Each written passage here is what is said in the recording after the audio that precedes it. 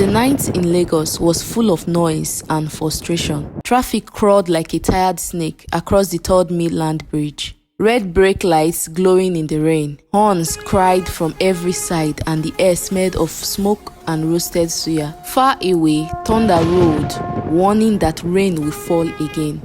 Or maybe not. Inside a silver Toyota Corolla, 4 strangers sat together, all wishing for the same thing. Let this traffic move, please. Tunde the driver was the calmest of them all. His lips moved slightly as he prayed to Ogun, the god of iron and roads. A string of cowrie shells hung from his mirror, clicking softly each time he moved the car forward. In the front seat beside him sat Adora, a young tech entrepreneur. Her face glowed blue from her phone screen as she switched between Google Maps and her office chat app. 2 hours just to reach Yaba, she said, shaking her head. This city kills time faster than people. At the back, Bisi held up her phone camera, talking to her followers on a live stream. Can you all see this? Lagos Traffic Episode 5, she laughed. Should I just sleep in this Uber tonight? Her followers filled the chat with emojis. Girl, take a back road, one wrote. Buy a helicopter, another joked. The last passenger, Kunle, leaned forward from the back seat. He was a quiet systems engineer, the kind who thought before he spoke. Driver, he said, is there another route? Maybe through Ikorodu side. My battery is dying. Tunde rubbed the cowrie on his dashboard and said slowly, there is one road, but it's not on the map. Adora frowned. Not on the map? You mean a service road? Tunde shrugged. Something like that. My uncle told me stories about it. A road people take when traffic traps the city. He said it connects the old villages that were here before Lagos grew.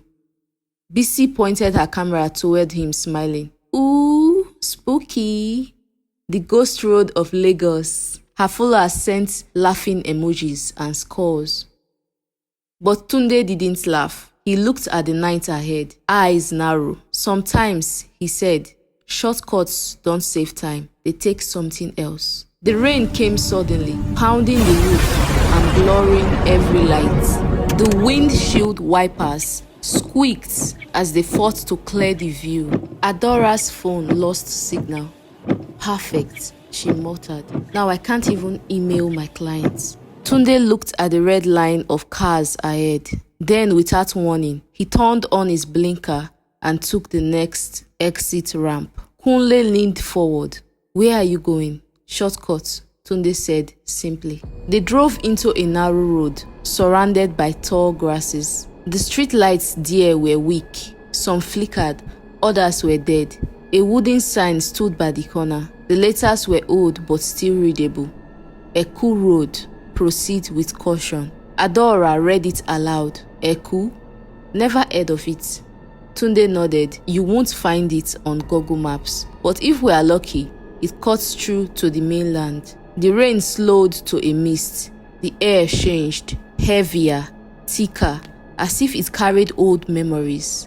The noise of Lagos faded behind them until there was only the sound of car tires and the whisper of wind. Bisi filmed the dark road. My followers are saying this looks like a horror movie, she said, forcing a laugh. Guys, imagine if... Her voice cut off. The live stream froze. Then the screen went black.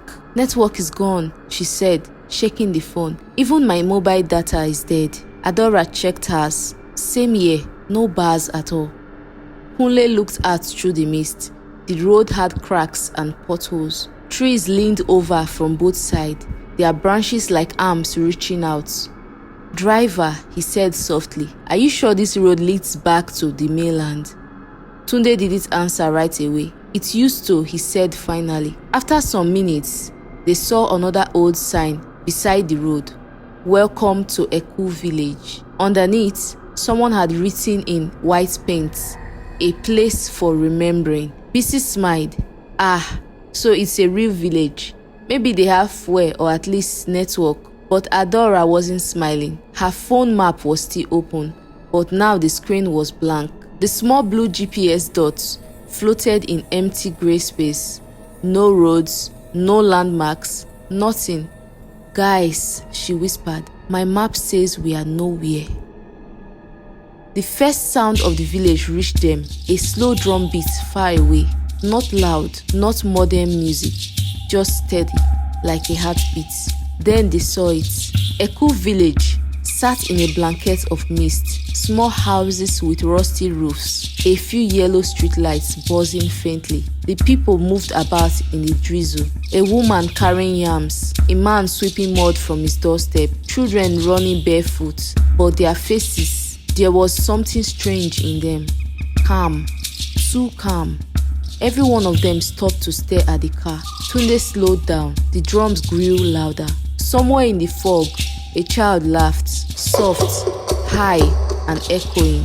"Okay," Adora said, forcing herself to smile. "Maybe they can help us. Let's ask for direction." They parked by a small market square. The stalls were empty. A fire burned in a metal drum. 3 children stood near it, humming an old tune none of them recognized. Bisi lowered her window and smiled. "Hi, is this Eku Village?" The children turned at the same time. Their faces shone in the firelight. One of them smiled. "You came by the road," she said softly. "Welcome." The travelers stepped out of the car. The rain had stopped, but the air smelled heavy, like wet earth, mixed with something sweet, almost like burning palm oil. From the shadows, a man appeared. He wore a long dark agbada and beads that glimmered in the firelight. His face looked young, but his eyes were ancient. "Welcome, travelers," he said in a smooth voice. "I am Chief Oba, guardian of Eku." Tunde bowed slightly. "Good evening, Chief. We didn't mean to disturb. We are only passing through. We want to get back to Lagos. The traffic was too much." The chief nodded as if he already knew. "Ah, Lagos, always rushing, never asking where the road leads." He smiled, showing his white teeth. "But the road remembers. It brings back those who forget." Adora frowned. "We just need directions back." Chief Oba's eyes stayed on her. "You will leave when Eku allows it." Adora blinked. "Sorry? What do you mean?" The chief turned away. "You are our guest tonight. The road brought you for a reason. Come, warm yourselves." Bisi whispered, half laughing. He talks like an actor from an epic film. But Tunde's hand tightened around his cowries. The shells trembled faintly, as if alive. The chief led them to a large hut near the center of the village. Inside, a warm fire burned in a clay pot. The walls were covered with drawings, strange marks made with ash and palm oil. Eyes, trees, spirals, and roads. "Sit," said Chief Oba. "You must be hungry." A young woman brought bowls of pepper soup. The smell was rich, peppery, smoky, comforting. Adora tasted it and froze. The flavor felt familiar, like something she had eaten long ago as a child. "Thank you," she said. "Chief, do you have a phone charger? Or maybe Wi-Fi?" Chief Oba chuckled softly. "Yeah, we connect in other ways." Outside, the drums went on. The rhythm seemed to match their heartbeats. Bisi tried to record the chief, but her camera refused to focus. The image on her phone kept blurring, faces melting, lights twisting. "Strange," she said. "The lenses just won't catch anything." The chief turned his head slowly. "Some things prefer to be remembered, not recorded." Kunle spoke up.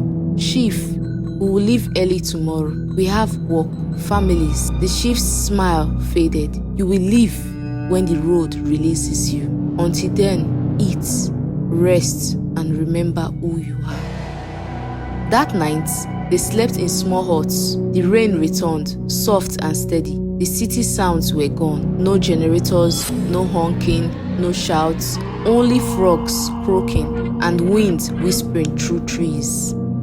Adora sat by her window, phone in hand.